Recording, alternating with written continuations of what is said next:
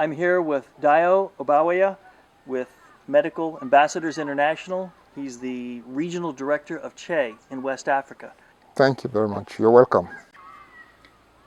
From my understanding, the way CHE works is it's a tiered structure where you have CHE trainers that work with community elders and community leaders to provide home studies. Is that kind of a summary? Yes. We have what we call the three basic elements that are involved with CHE program. We have the trainers, who are usually people who are either resident in the community or people who come from outside of the immediate community. And they are these people that work with the leaders in the community, sensitize them about what development is and how they can go about it using their own local resources. So that's the first element. The second element is the community committee. These are people chosen by the community elders to be responsible for the development of their own communities. And these people, we as trainers come into these people that have been selected, we train them on the principles for managing developmental programs. And then after they have gone through that training, they go to the third element, which we call the community workers, or what we call the CHEs. So these are also another set of people within the community that are the actual workers in the developmental program. So when we have a program, we have the set of people who do the training, we have the set of people who do the management, and the last set of people who do the execution. You mentioned CHE in the communities. How does a CHE trainer working in the community, how do they change the community or change the lives of the individuals in the community? We look at things like their health needs, and we try to walk through the CHEs to let them understand that they have to prioritize what is their health needs. And as they prioritize the health needs, we bring in our trainers to train them about the issue. For example, if there's malaria problem in the community, we train them on malaria prevention, we train them about malaria treatment, we train them even about what causes malaria.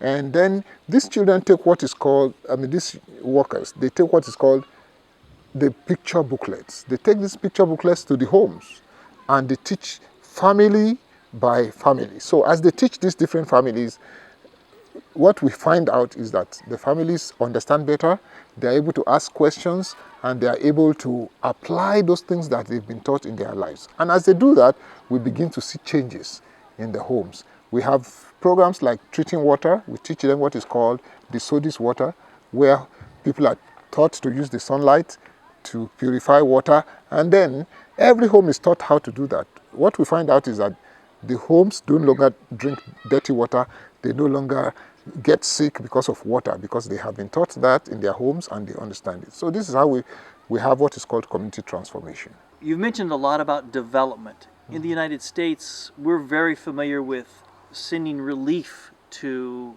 the mission field, taking clothes or taking things and handing them out.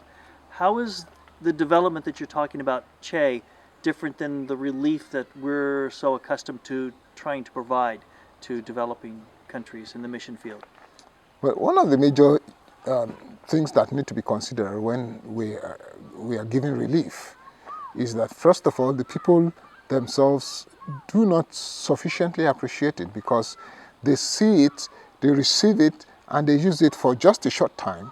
And what happens is that they come back to you later and say, we need more.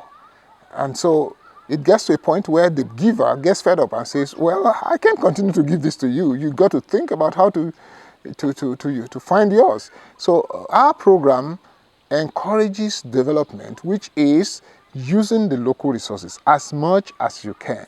And so instead of the West sending us money for building, we have the soil. We can spread that money over many projects, rather than just giving us money for one building, and then you find out that we put up the structure, then we come back to you and say, okay, now we need money for the teachers. And then you give us the money for teachers, and we say, okay, now we need money for maintaining the teachers.